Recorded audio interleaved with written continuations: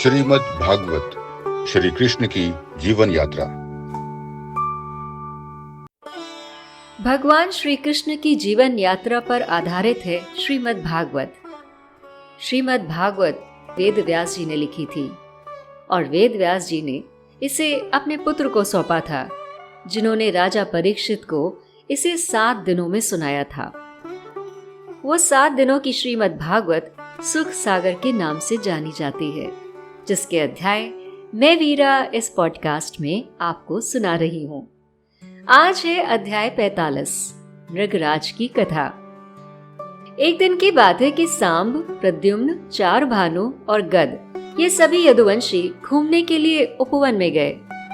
प्यास लगने पर वो एक कुएं पर गए, पर उस कुएं में जल नहीं था और उसके अंदर एक पर्वत के समान गिरगिट पड़ा हुआ था। सभी भाई मिलकर उसे दयावश बाहर निकालने की कोशिश करने लगे, पर वो इतना भारी था कि वो उसे निकाल नहीं पाए। तब उन्होंने श्री कृष्ण भगवान से इसका वर्णन किया। भगवान श्री कृष्ण कुएं के पास आए और उन्होंने अपने बाएं हाथ से ही खेल खेल में उस गिरगिट को बाहर निकाल लिया। बाहर निकलते ही वो गिरगिट एक देवता के रूप में परिवर्तित हो गया। तब भगवान श्री कृष्ण ने उस दिव्य पुरुष से पूछा कि तुम कौन हो? उसने झुककर प्रभु को प्रणाम किया और बोला, मैं महाराज इक्ष्वाकु का पुत्र राजा नृग हूँ। मेरा नाम दानवीरों में गिना जाता था। मैंने असंख्य गाय दान की थी, पर एक दिन किसी दान न लेने वाले तपस्वी की एक गाय बिछुड़कर मेरी गायों के साथ आकर मिल गई और मुझे इसका पता भी न चला। अनजाने में मैंने उस गाय को किसी दूसरे ब्राह्मण को दान में दे दिया, पर जब पहले ब्राह्मण को यह पता चला तो वो अपनी गाय वापस लेने आ गया। अब दोनों ब्राह्मणों में लड़ाई होने लगी। उसने वो गाय वापस नहीं की। इसके बाद जब मेरी आयु समाप्त हुई तो यमदूत मुझे यमपुरी ले गए। वहां पर यमराज ने मुझसे पूछा कि पहले मैं पाप के फल का भोग चाहता हूँ या पुण्य का।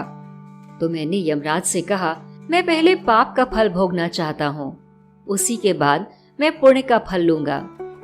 उसी क्षण यमराज ने मुझे कहा कि जाकर तुम कुएं में गिर जाओ। तब मैंने उनसे पूछा कि प्रभु, मेरा उद्धार कैसे होगा? मैं अपने पुण्य का फल कैसे भोगूंगा? तब यमराज ने मुझसे कहा कि जब तुम गिरगिट के रूप में उस कुएं में रहोगे तो एक दिन भगवान श्री कृष्ण आकर तुम्हें बाहर निकालेंगे और उनके बाहर निकालते ही तुम्हारे पापों का अंत हो जाएगा और तुम पुण्य का फल प्राप्त कर लोगे। भगवान श्री कृष्ण ने उसकी बात सुनकर उसे अपने वैकुंठ धाम भेज दिया और इस तरह से श्रीमद् भागवत का 45वां अध्याय समाप्त हुआ। श्रीमद् भागवत 10वां स्कंद अध्याय 46। इस अध्याय में श्री बलराम जी ब्रज जाते हैं और इसके बाद पौंड्रक और काशी राज का भगवान श्री कृष्ण उद्धार करते हैं। एक बार की बात है कि बलराम जी के हृदय में ब्रज में नंद बाबा आदि से मिलने की इच्छा हुई। बड़ी तीव्र इच्छा थी, इसीलिए वो तुरंत रथ पे सवार होकर द्वारिका से ब्रज की ओर आ गए। गोप और गोपियों ने जब बलराम जी को अपने बीच में देखा तो वो बहुत खुश हुए और उन सब ने उन्हें अपने गले लगा लिया। बलराम जी ने माता यशोदा और नंद बाबा को प्रणाम किया। इसके बाद वो यमुना जी में जल क्रीड़ा करने के लिए उनके पास पहुंचे, पर यमुना जी ने सोचा कि ये यूं ही मुझे बुला रहे हैं, मतवाले हो रहे हैं, वो नहीं आए। तब बलराम जी ने अपने हल की नोक से उन्हें खींच लिया और फिर उसके जल में उतरकर वो गोपियों के साथ जल में खेलने लगे। बलराम जी ब्रज में रहकर इस प्रकार कई दिन तक विहार करते रहे। इधर बलराम जी जब ब्रज गए हुए थे तो उनके पीछे पौंड्रक ने भगवान श्री कृष्ण के पास एक दूत भेजा और कहा, भगवान वसुदेव मैं स्वयं हूँ, दूसरा कोई और भगवान वसुदेव नहीं हो सकता है। अगर तुम्हें मेरी ये बात स्वीकार नहीं है तो आकर मुझे युद्ध में हराओ। भगवान श्री कृष्ण ने अपने दूत से कहा कि तुम जाकर अपने राजा से कह देना कि भगवान श्री कृष्ण अपना चक्र आपके ऊपर छोड़ेंगे और उस वक्त आप किसी की शरण में नहीं जा पाएंगे और हमेशा के लिए सो जाएंगे। भगवान श्री कृष्ण का यह तिरस्कार से भरा हुआ संवाद दूत ने अपने स्वामी पौंड्रक को सुनाया, पर पौंड्रक की समझ में नहीं आया। वो फिर भी धमकी देता रहा। तब भगवान श्री कृष्ण ने काशी पर आक्रमण किया, क्योंकि उस समय पौंड्रक अपने मित्र काशीराज के पास रह रहा था। भगवान श्री कृष्ण के आक्रमण का समाचार पाकर पौंड्रक भी अपनी बहुत बड़ी सेना लेकर युद्ध के मैदान में पहुंच गया। पौंड्रक ने बिल्कुल भगवान जैसा रूप बना रखा था। हाथों में शंख, चक्र, गदा, तलवार और श्रीवत्स का चिन्ह धारण किया हुआ था। यहाँ तक कि उसकी रथ की ध्वजा पर भी गरुड़ का चिन्ह था।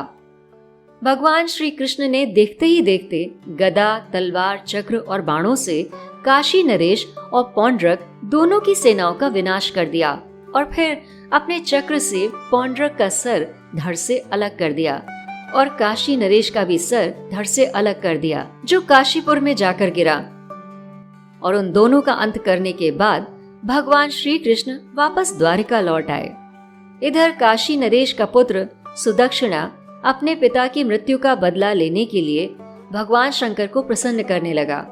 बड़ी तपस्या करने के बाद भगवान शंकर ने उसे दर्शन दिए और उसे वर दिया। उनसे आज्ञा लेकर भगवान श्री कृष्ण का अंत करने के विचार से वो बहुत ही भयंकर यज्ञ करने लगा। यज्ञ के पूरा होते ही उस कुंड से मूर्तिवान रूप में स्वयं अग्नि प्रकट हुई। उनकी टांगे ताड़ के पेड़ के समान लंबी लंबी थीं। प्रकट होते ही वो तेज गति से द्वारिका की ओर दौड़ी। अग्नि को द्वारिका की ओर आता देखकर सभी द्वारिकावासी घबरा गए, पर भगवान श्री कृष्ण ने सबको आश्वासन दिया और अपने चक्र से अग्नि के मुंह को तहस नहस कर डाला।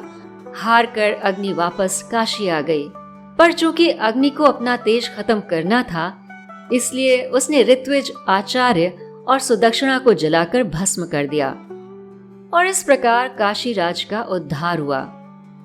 उनका यज्ञ उन्हीं के विनाश का कारण बना। इतना ही नहीं, भगवान का सुदर्शन चक्र काशी भी पहुंचा और उसने समस्त काशी को जलाकर भस्म कर दिया और वापस लौटकर भगवान श्री कृष्ण के पास आ गया।